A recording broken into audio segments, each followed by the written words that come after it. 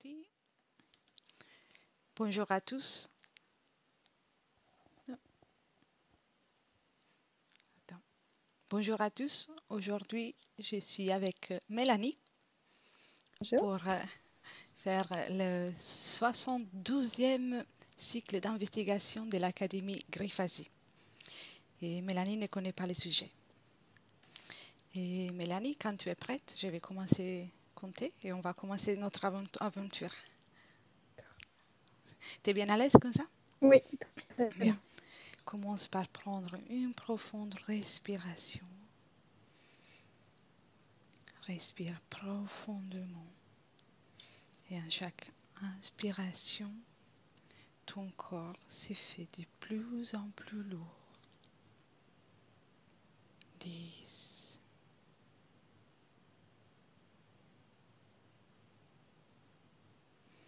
Et à partir de ce moment, chaque bruit externe va t'apporter encore plus en profondeur. 9.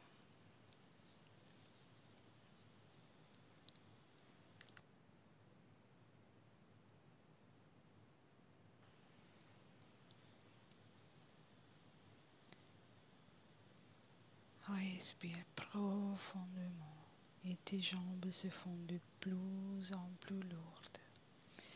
Et c'est une lourdeur très agréable.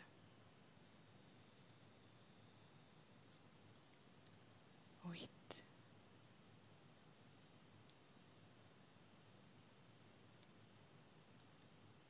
Maintenant aussi le bassin et ta poitrine se font très très lourdes, très très lourdes.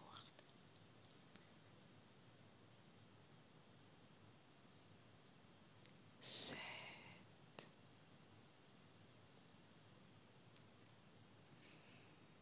Et aussi tes bras se font lourds et tu rentres de plus en plus dans cet état agréable qui te permettra de mener ce voyage.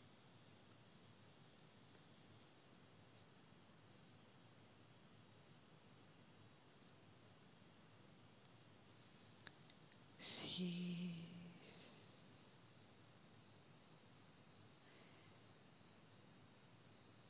Maintenant aussi ton cou et ta tête sont très très lourds et tout ton corps s'enfonce dans cet état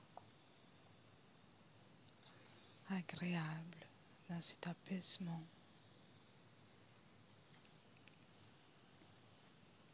5.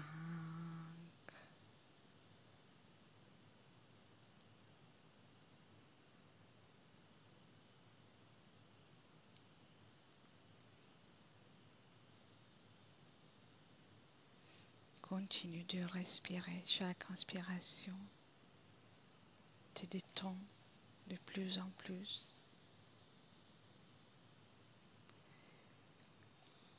4.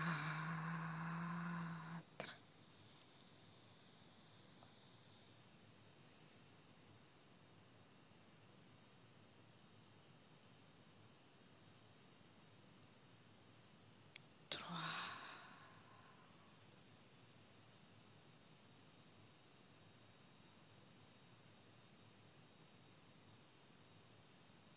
2.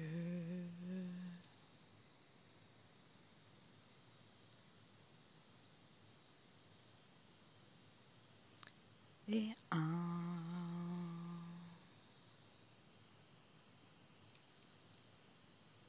Maintenant, je vais compter de 1 à 3. Et ensuite, je commencerai les questions du protocole. 1, 2, 3. Comment vas-tu, Mélanie? Ça va. Ça va? Bien. Oui. Connecte-toi au mot Pléiade et dis-moi ce que tu perçois ou ce que tu visualises.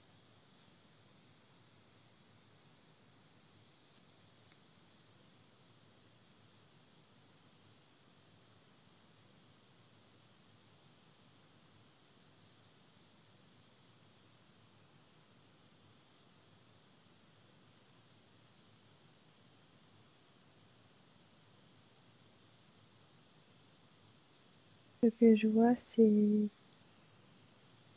tout est vert. Il y a une lumière verte que je vois D'accord. partout.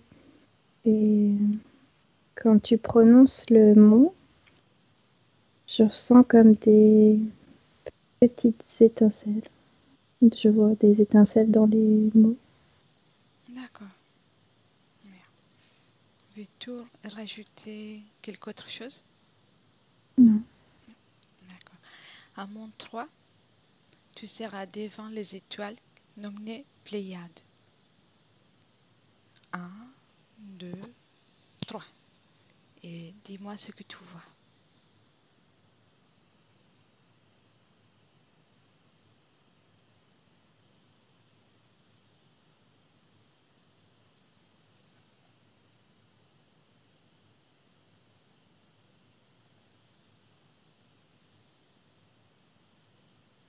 En fait, je vois un mouvement circulaire, Mhm. comme avec un trou à l'intérieur, et puis ça tourne, c'est assez grand, ça tourne tout autour. Bien, bien. Comment te sens, tu as un niveau d'énergie? Ça va?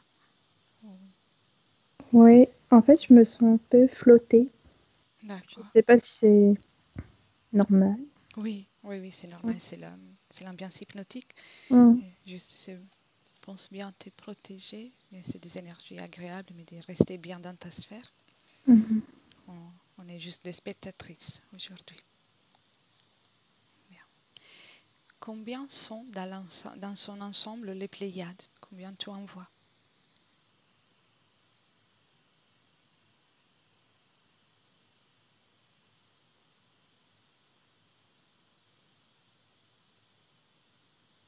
Le premier chiffre qui me vient, c'est 3. D'accord.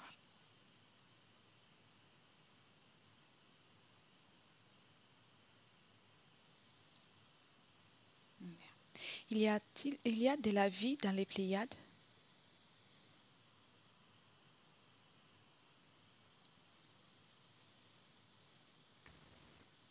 Je dirais oui, mais j'ai pas d'image.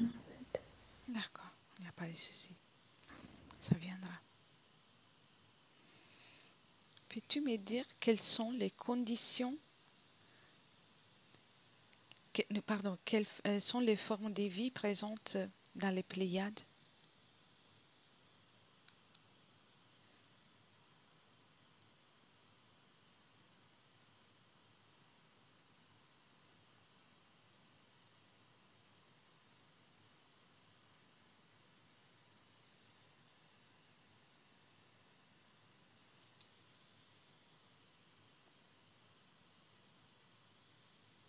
Je, je vois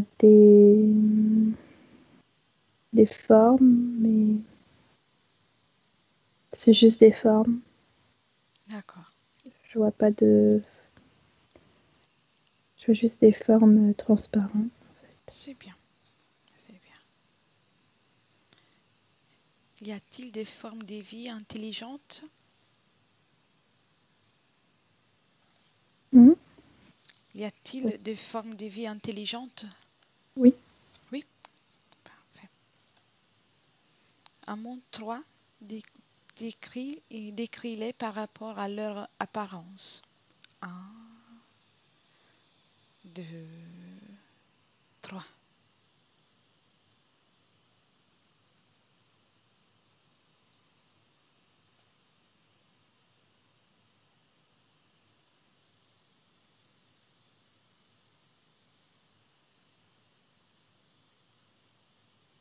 En fait, ce que je vois, c'est que c'est pas.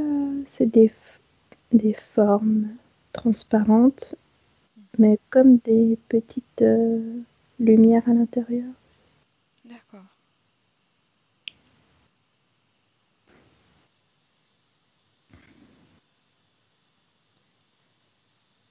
Et par rapport à leur capacité intellectuelle et énergétique, peux-tu me les décrire? Un, deux, trois.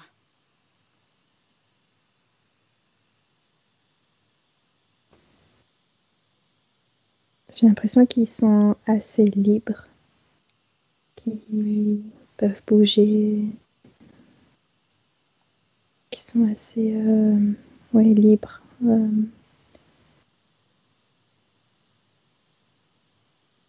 D'accord. Ils peuvent aller partout, dans plusieurs Ouais, dimensions aussi. ouais, ouais. Bien. Par rapport à notre dimension, dans quelle dimension sont-ils?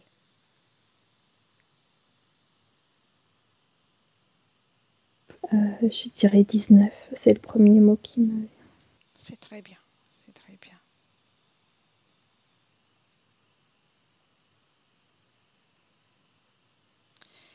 Et les planètes de la dimension des Pléiades sont toutes habitées.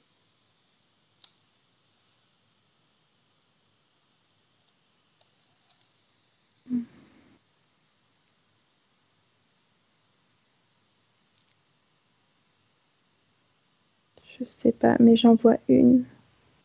D'accord, d'accord.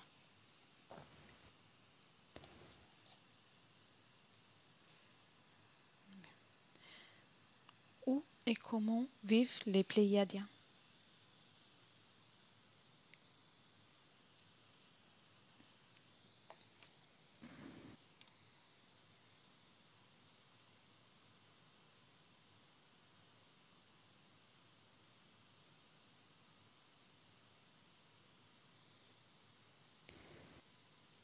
Je vois quand même comme une ville avec un peu d'architecture, mais c'est plutôt léger. Il n'y a pas de gros matériaux lourds. D'accord,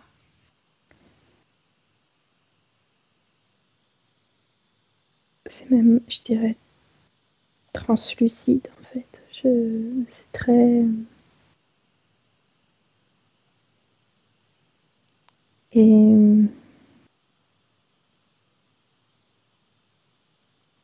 ils vivent en paix. J'ai pas l'impression qu'il y ait d'énergie négative en fait. d'accord,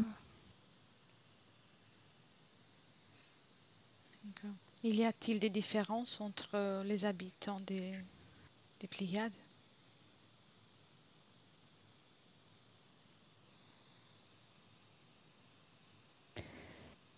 En fait, je ressens comme s'il y avait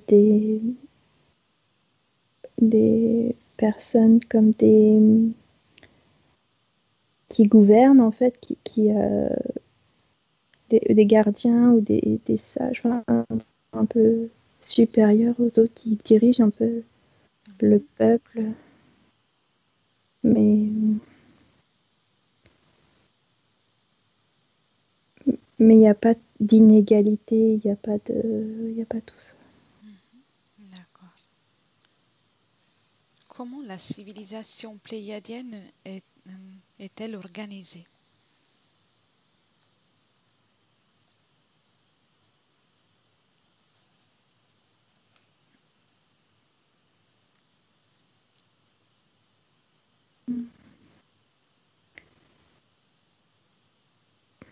À part le,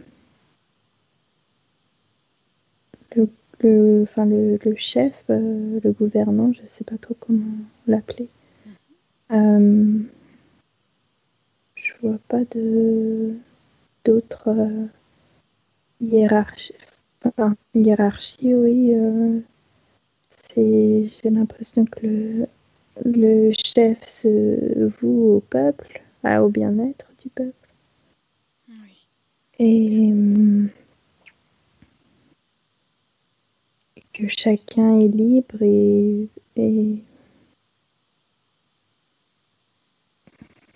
en paix, quoi. Enfin, il n'y a pas de... bien. Les Pléiades appartiennent à la constellation du Taureau, également connue sous le nom de Sept Sœurs. sont bien connus depuis l'Antiquité pour leur rôle dans les mythes et les légendes. Même dans la Bible, ils ont été mentionnés. Quel genre de connexion et de relation y a-t-il entre la Terre et les Pléiades?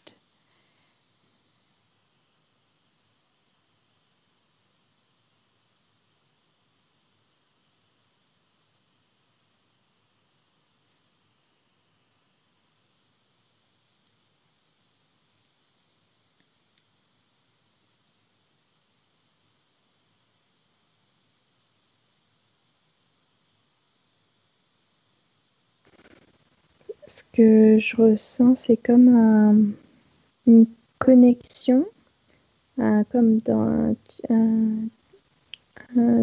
un faisceau de lumière entre, entre deux. Comme un tube en fait lumineux. Bien. Et la partie du protocole fixe, elle est terminée, donc j'en profite tout de suite pour te poser une question au sujet de ce faisceau que tu vois. Il est utilisé en tant que passage, en tant que transmission d'informations, d'énergie. Quel est son rôle? Communication. Communication. D'accord.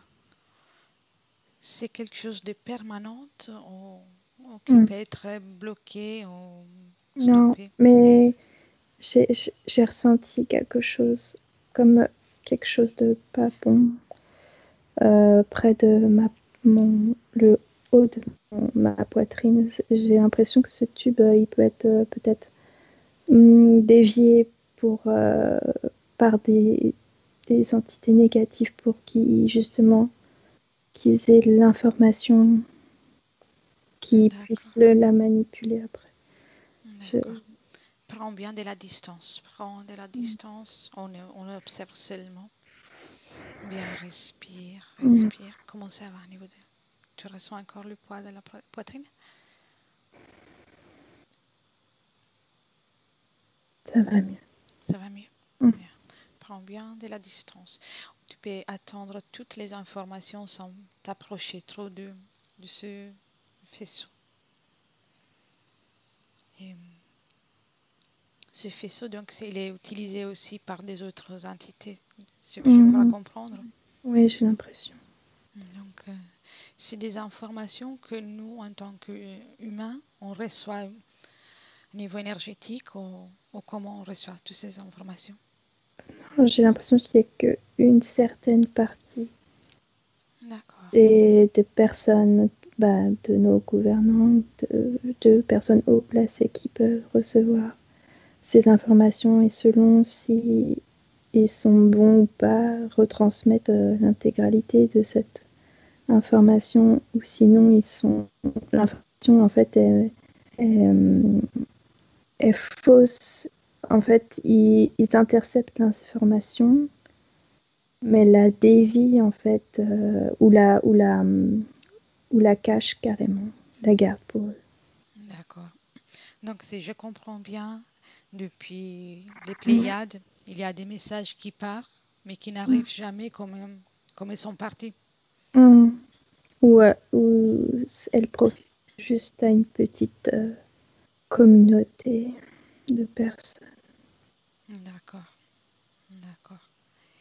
Euh, Pourquoi le Pléiadien nous envoie des messages? Pour quelle raison?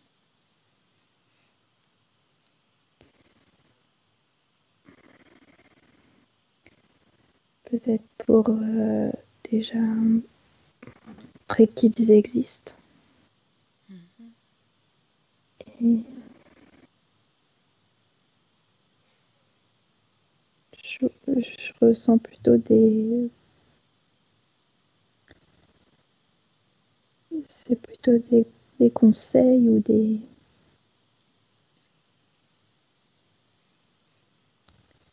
ou ouais, plutôt des conseils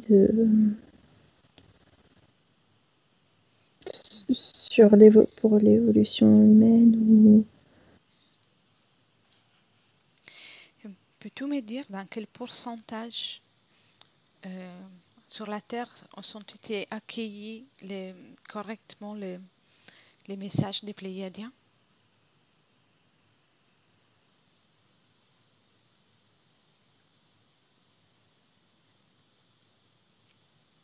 3, 3, 3, 3%. 3%. D'accord, d'accord. Bien. Déconnecte de cette scène. Déconnecte, déconnecte. Comment ça va, Mélanie?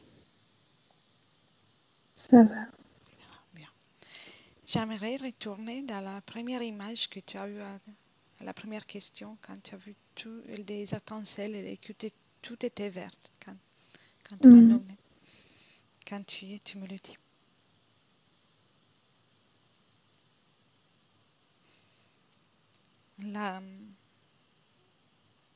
La couleur verte correspond à quelque chose en particulier. Peut-être ça vient de moi, parce que je vois toujours du vert. Bien. Donc c'est une fréquence familiale. Bien. Et les étincelles que tu as vues, c'est... C'est quand tu as dit le mot Pléiade. D'accord. J'ai l'impression qu'il y a eu trois petites étincelles quand j'ai visualisé le mot, en fait. Oui. Bien.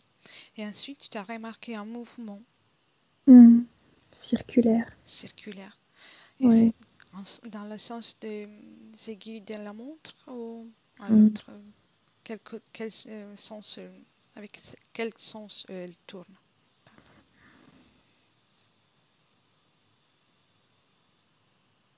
Le sens inverse. D'accord, d'accord. C'est comme ça me fait penser aux images météo. Le grand nuage qui tourne. Enfin, quand on voit les nuages qui tournent. Oui. C'est comme une nébuleuse d'étoiles, quelque chose. Oui, je vois, je vois. Ensuite, j'aimerais aussi voir un peu plus de près les formes des vies. Bien sûr, on reste que en tant que spectatrice.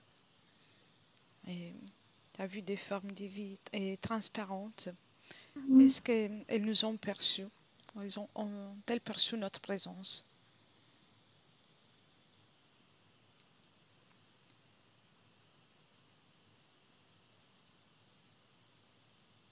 Peut-être, mais je les observais de haut, alors je sais pas.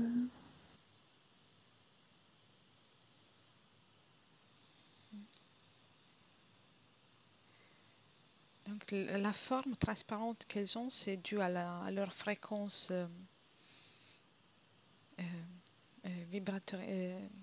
vibratoire ou à quelque autre chose, à l'ADN au code génétique. C'est le facteur qui rend leur apparence transparente. Je dirais la fréquence. Oui. As-tu des chiffres pour expliquer cette fréquence? Des chiffres.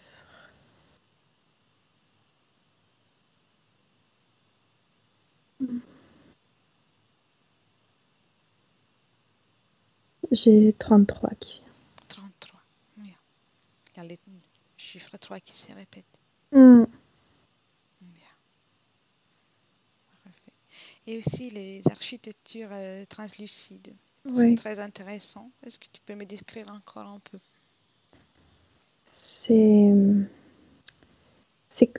En fait, c'est comme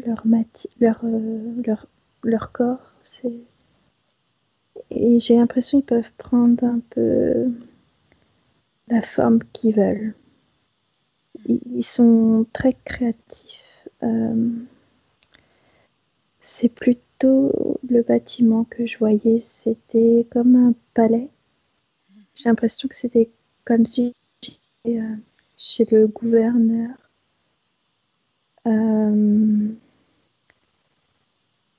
Il y a des marches, il y a des de pylône.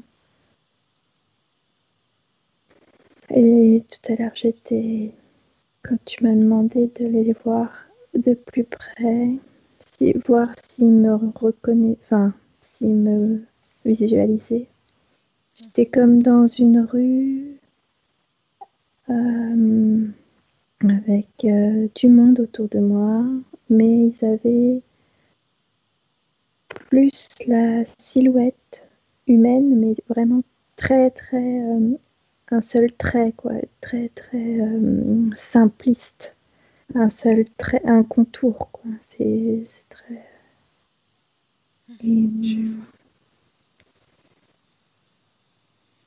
Et j'ai pas l'impression que ça les dérange que je sois là. Ils sont pacifiques, donc. Ouais, ils sont. C'est pas. Je me promène dans la rue. Ils ont peut-être l'habitude d'avoir des visiteurs.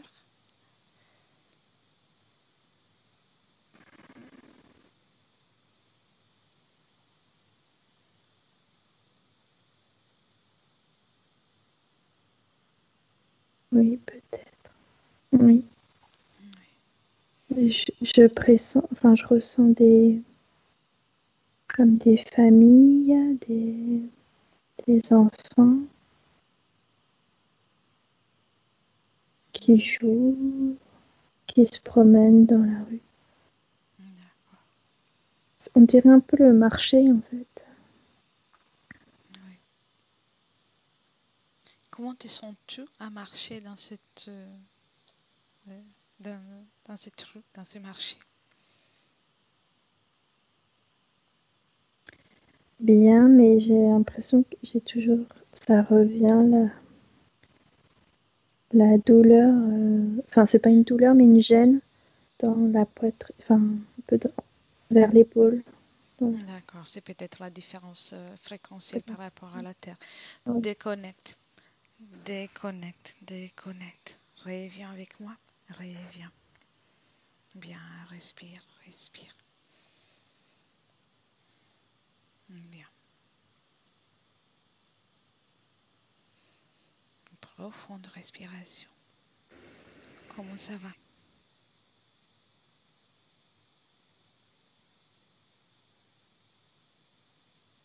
Ça va. Vérifie juste maintenant qu'on est là. Qu'est-ce qu'il fait qu'il y a cette gêne dans ta poitrine quand tu t'approches à eux?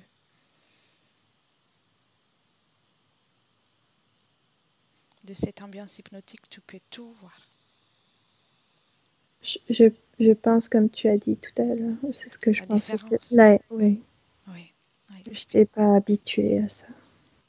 Effectivement, c'est un endroit très très différent de notre dimension. Tout en restant là, sans aller vers eux, je te demande juste de prendre les informations avec les dernières questions que je vais te poser. Et parler d'une chose très belle, c'est de la liberté qu'ils ont. Tu veux dire quelque autre chose de plus à ces sujets? En fait, je veux dire qu'ils sont libres, c'est-à-dire que ils ont des contraintes comme nous, on peut avoir du travail, qu'il faut aller travailler tous les jours. Je n'ai pas l'impression que ça existe. Ils sont heureux, en fait, ils vivent en paix, en harmonie. Donc, ils n'ont pas besoin de travailler ou de faire quelque chose pour avoir une autre chose en échange. C'est ça que je...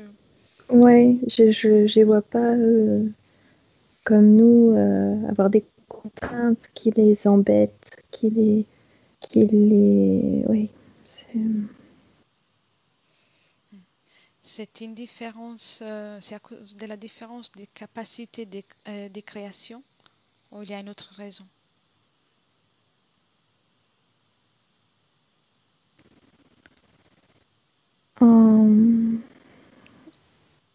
En fait, ils connaissent pas le mal, entre guillemets, les énergies négatives. Donc, en fait, ils peuvent que vibrer des énergies de paix, j'ai l'impression. En fait, tout se passe bien. Bien, très bien. Tout en restant détaché, peux-tu me dire s'il y a parmi eux quelqu'un qui est à mesure de venir sur la Terre pour faire une expérience en tant qu'incarné?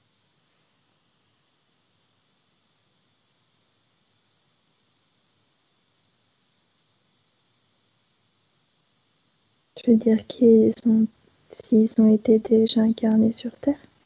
D'accord. À l'heure actuelle aussi? C'est une question. Oui, c'est une question. Oui, pardon.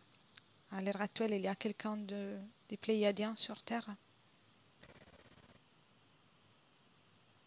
J'ai l'impression. Oui, je dirais oui.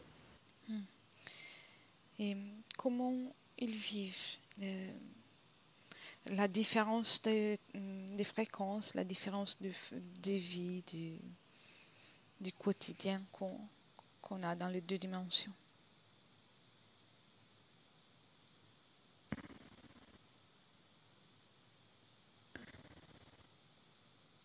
Mais j'ai l'impression qu'ils sont conscients qu'il y a autre chose en fait que le corps physique. En fait, ils sont conscients de l'existence. J'ai l'impression qu'ils ont connaissance en fait de beaucoup de choses déjà D'accord. incarnées sur Terre. Et, Ils ont accès à plus d'informations qu'un humain lambda. oui, d'accord. Et, sont-ils en mesure de communiquer avec leur constellation? Certains, oui.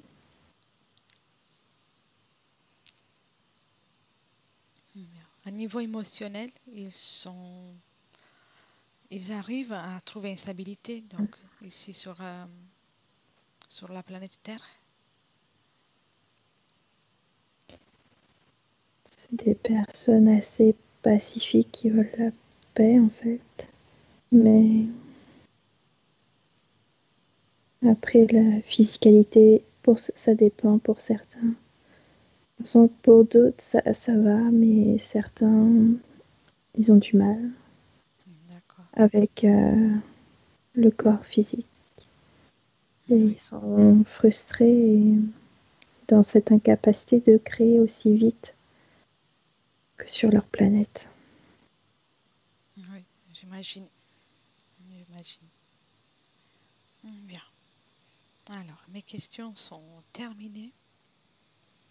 Et si tu vois quelque chose que tu souhaites partager avec moi, avec qui nous regarde, je t'écoute volontiers.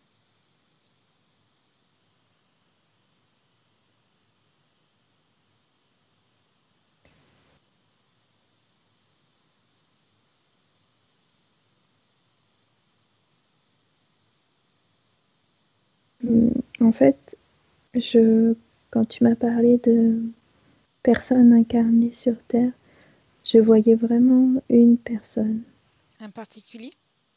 Ouais, mais je voyais que sa forme humaine, pas sa silhouette en fait, pas sa tête. Peut-être que cette personne est importante. Oui. Alors, tu peux t'approcher de cette personne Mhm. et tout en restant protégé dans ta sphère énergétique. Et si elle est d'accord pour communiquer en télépathie, bien sûr, euh, et si elle veut nous dire quelque chose, on l'écoute avec joie.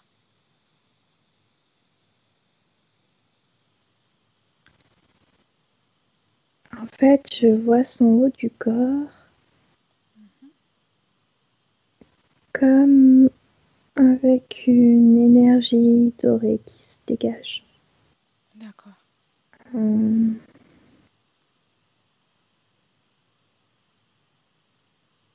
En fait, ouais, non, tout son corps en fait. Mais c'est vraiment en haut que ça s'évapore, comme une évaporation de son énergie. D'accord. Et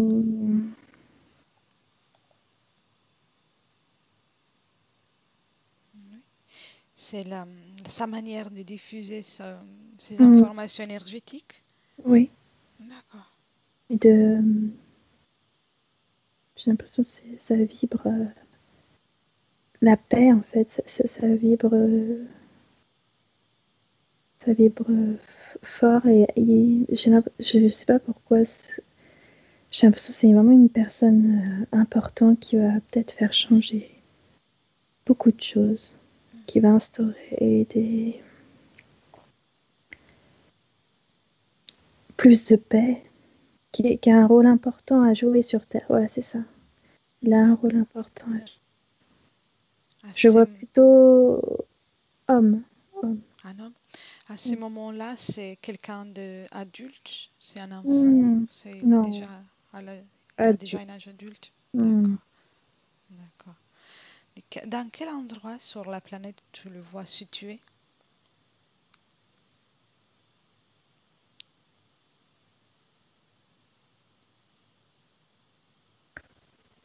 Je dirais en Amérique. Hmm.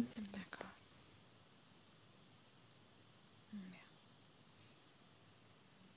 Il a, il a perçu notre présence?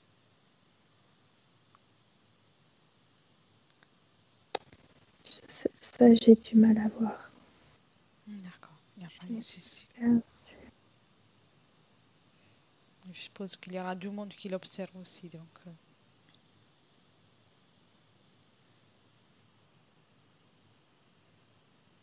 Bien.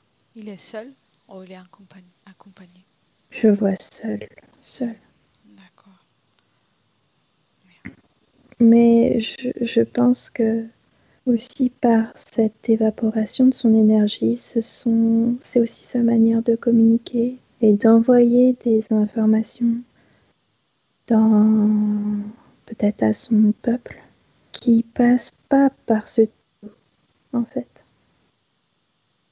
D'accord. Comme s'il a une connexion privée, on va dire ça. Oui, je vois ça. Mm. Oui, parce que Mm. dans le tuyau qu'on a vu tout à l'heure, il y a beaucoup de pollution, Mm. il me semble. Voilà, ouais, c'est ça. Mm. Ouais. Les tuyaux qu'on a vus tout à l'heure, d'ailleurs, c'est utilisé par des canalisations aussi, ou c'est juste une diffusion? Non, c'est juste comme un tuyau. Non, non, c'est pas canalisé, c'est vraiment dans le ciel. Enfin, ça reste comme en surface de la Terre. Ça vient toucher comme une grille D'accord. à la surface et ça envoie les informations par cette membrane autour de la Terre. Hmm, je vois, je vois. D'accord. Bien.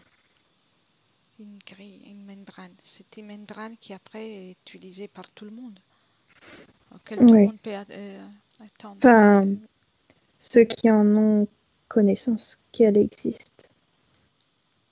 Mhm. D'accord. Donc il s'agit d'une membrane avec des informations. Hmm. D'accord.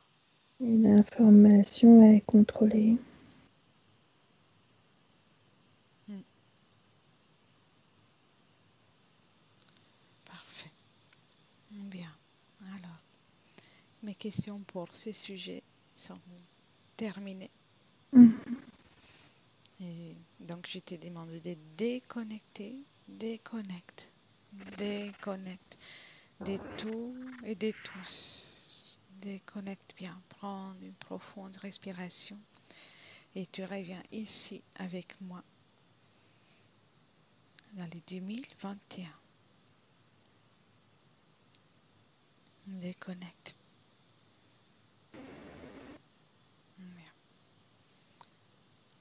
Donc, je vais compter de 1 à 5. Et à 5, tu pourras ouvrir les yeux. 1, ton corps, à chaque respiration, récupère toutes les forces utilisées pendant ce voyage.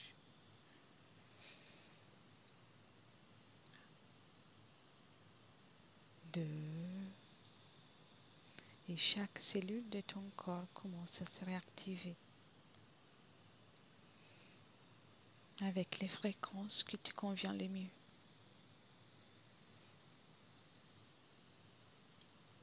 3, chaque inspiration, c'est la joie et le bonheur qui viennent à toi pour t'accompagner dans le reste de cette journée.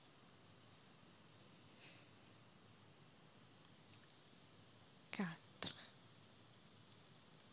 Maintenant, tu peux commencer à prendre de nouveau l'usage de ton corps, bouger, commencer à bouger si tu as besoin de t'étirer.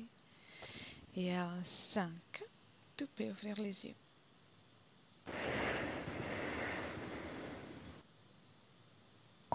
Coucou. Ça a été? Oui, ça a été. Oui. J'avais un peu froid après. À la fin, juste à la fin, j'avais un peu froid. C'est l'état hypnotique que nous parfois, c'est pour ça qu'on a froid. Quand on est en hypnose, ça nous arrive souvent. Voilà. Alors, reste avec moi. Je vais juste couper l'enregistrement. Je te dis à la prochaine et je te remercie. Ok, merci. Merci. Ok, j'ai coupé l'enregistrement. Ça, c'est plus simple, on peut parler plus librement. D'accord. Non sappiamo esattamente quale percentuale perché ogni situazione è a sé stante, però la percentuale di inquinamento, di distorsione, di contaminazione di questa informazione è assolutamente alto. Quindi fare una sessione investigativa, mettere una persona in ipnosi e chiedere di Tizio Caio Sempronio di una situazione o chiedere certi dati è assolutamente controproducente, è assolutamente inutile. Quindi vi chiederete cosa fate allora voi quando fate ipnosi, quando fate delle domande, quando cercate delle risposte e con queste informazioni che vi arrivano lavorate sulla situazione esoterica del cliente. Beh, non facciamo altro che recuperare questa informazione solamente per arrivare al problema del cliente e poi lavorarci. Quindi il valore dell'informazione non è quello di un'istruzione, quello di memorizzare dei dati e di prenderli per buoni, ma è un veicolo di movimento, di trasporto verso la causa del problema per poi lavorarci. Quindi lo scopo di questo tipo di informazione che si prende dalla singola sessione è completamente un altro. Come si fa quindi? Investigazione in ipnosi. Il lavoro non è semplice, il lavoro è lungo, difficoltoso, stancante. È necessario farlo anche in squadra perché bisogna moltiplicare il numero di sessioni da fare e una sola persona potrebbe farlo soltanto in un tempo estremamente largo. Noi abbiamo delle informazioni che prendiamo ormai per buone, ci lavoriamo, danno dei risultati e quindi per noi sono buone. E come abbiamo fatto ad avere queste informazioni? Per esempio, come facciamo a sapere che un extraterrestre chiamato il cosiddetto grigio è più o meno alto X, poi ci sono magari quelli anche un po' più alti, ma hanno un corpo strano, hanno una pelle grigio-verde, hanno degli occhi grandi a mandorla neri, senza una pupilla visibile, non hanno quasi bocca né naso né orecchie, hanno soltanto delle fessure, non hanno organi genitali, hanno degli arti molto più lunghi rispetto alla proporzione che potrebbe avere il corpo umano, e di solito hanno meno dita delle 5 del corpo umano, eccetera, eccetera, eccetera. O se no prendiamo un altro tipo di essere che possiamo incontrare in ipnosi, come facciamo a dire che hanno delle somiglianze con i rettili, gli animali rettili terrestri o gli animali, gli invertebrati, gli insetti terrestri? Perché? Perché siamo sicuri di questa informazione e ci lavoriamo e quando ci arriva la prendiamo già per buona, nonostante sia anch'essa contaminata. Perché queste informazioni sono arrivate da tantissime sessioni, fatte da tantissime persone, con tantissime altre persone sotto ipnosi, e che nel contesto di tutto il lavoro gli uni non sapevano degli altri. Questo dato può essere più o meno rilevante, sempre c'è contaminazione, e quindi possiamo prendere per buono anche un gruppo di lavoro dove l'uno possa sapere dell'altro.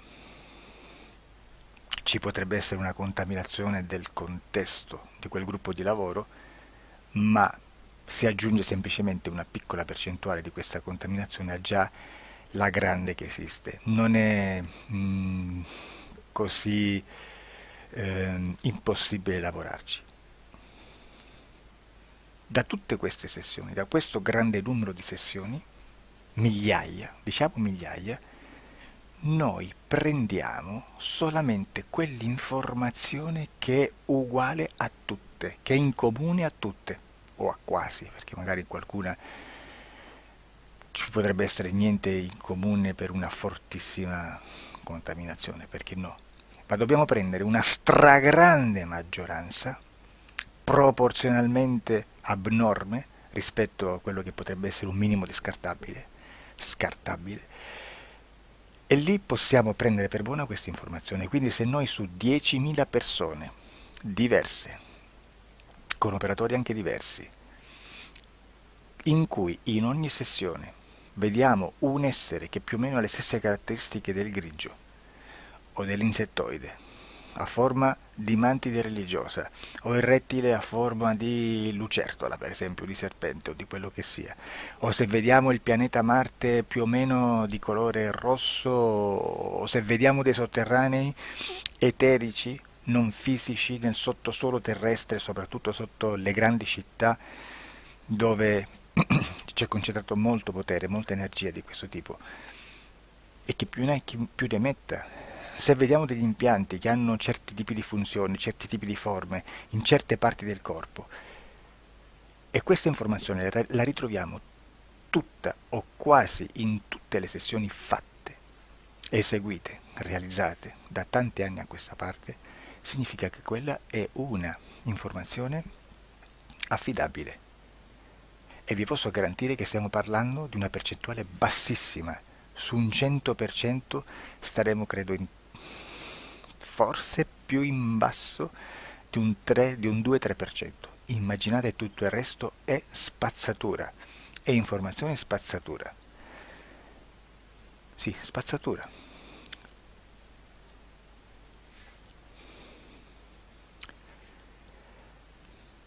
C'è anche un'altra cosa da dire. Supponiamo che un operatore faccia un'ipnosi e voglia andare a vedere cosa fa Tizio, cosa fa Caio, cosa fa Sempronio. Arrivano delle informazioni e si dice che Tizio è biondo, Caio è zoppo e Sempronio è uno sportivo. Intanto già abbiamo detto che una sessione soltanto non serve, d'accordo? Ma poi c'è da dire che una coscienza, un essere, in ambiente subliminale, la sua parte subliminale potrebbe non dare autorizzazione a questa fuoriuscita di informazioni. Mi potreste dire, e allora tu quando chiedi agli esseri cosa fanno, cosa non fanno? Beh, intanto la prendo sempre con le pinze, perché abbiamo sempre detto che tutto è molto contaminato e mi serve solo per dirigermi da una parte. Ma c'è anche da dire che se un essere interferisce con l'altro, ha aperto un canale di comunicazione a cui non può ovviare, a meno che non lo recida, non lo annulli. Quindi quando io faccio la domanda a un essere, se lo faccio attraverso l'interferito, mi arriva l'informazione per un canale aperto che sottostà alla volontà dell'interferito. Sulla volontà dell'interferito parleremo in un prossimo video disclosures. Però, se io voglio fare un'investigazione sopra Tizio, Caio e Sempronio, che non hanno nessun collegamento, nessuna interazione e nessuna interferenza con il soggetto con cui io sto realizzando l'ipnosi, non è detto che mi arrivi questa informazione, assolutamente, potrebbe esserci completamente un muro. Come potrebbe esserci informazioni perché quell'altra parte potrebbe autorizzare comunque, ma non è detto.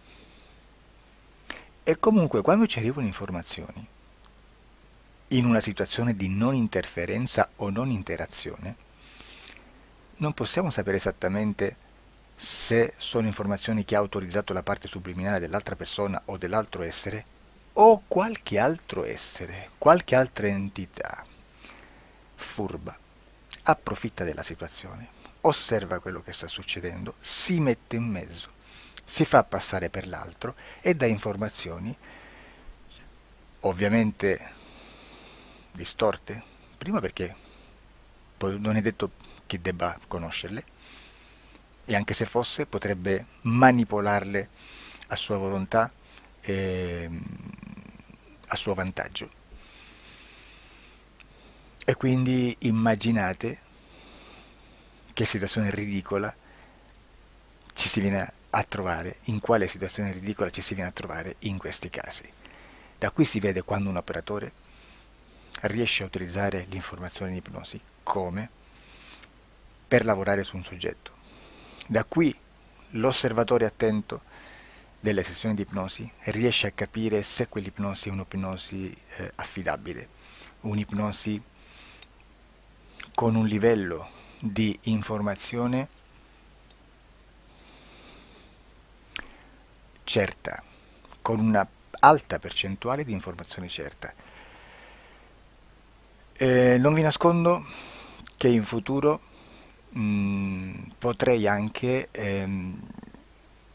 impostare un lavoro per decifrare che livello di certezza di informazione c'è in un'ipnosi, analizzandola e spiegando il perché, spiegando i meccanismi di analisi di un'informazione in ipnosi, che poi anche è molto istintivo. Supponiamo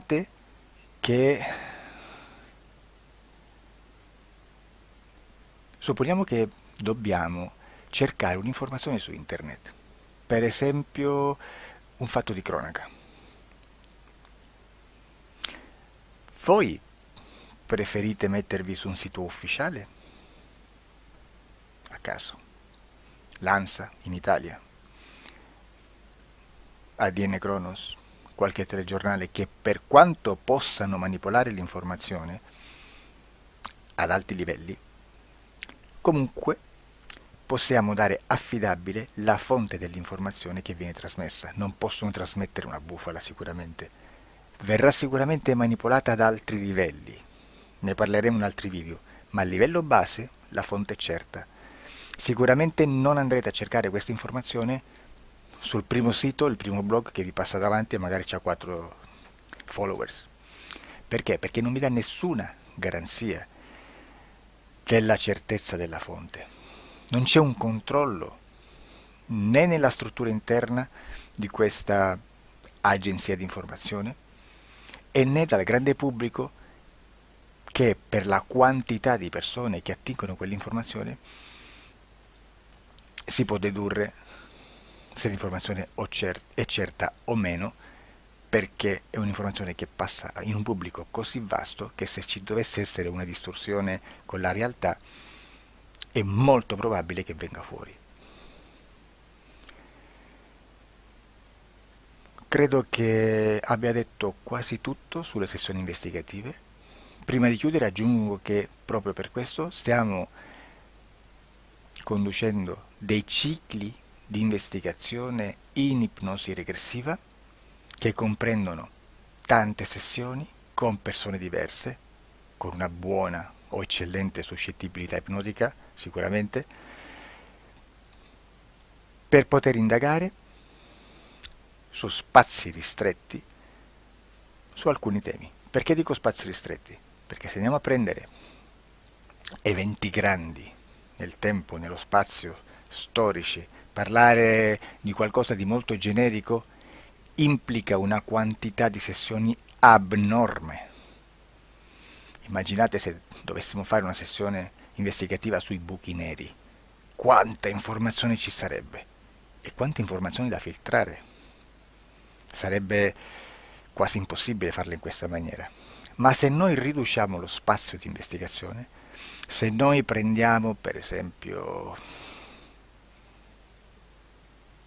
investighiamo sulla pedofilia nella Chiesa Cattolica, ecco, se già restringiamo il campo d'azione è molto più facile che possiamo attingere informazioni affidabili, presuntamente affidabili, con un numero di sessioni sicuramente alte, ma ridotte rispetto ad altri tipi di sessioni molto più generiche, su temi molto più generici.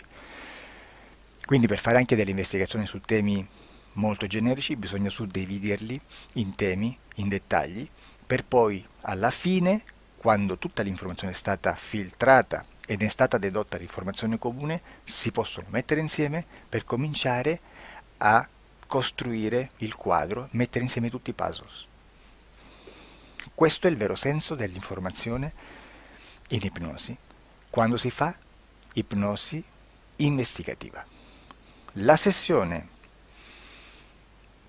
per risolvere una problematica, un problema, con una presunta origine esoterica di un cliente, di una persona, è un'altra cosa, sono altri metodi, altre tecniche e l'informazione si usa in un'altra maniera, ha un altro scopo. Grazie, ci vediamo al prossimo video. Disclosure.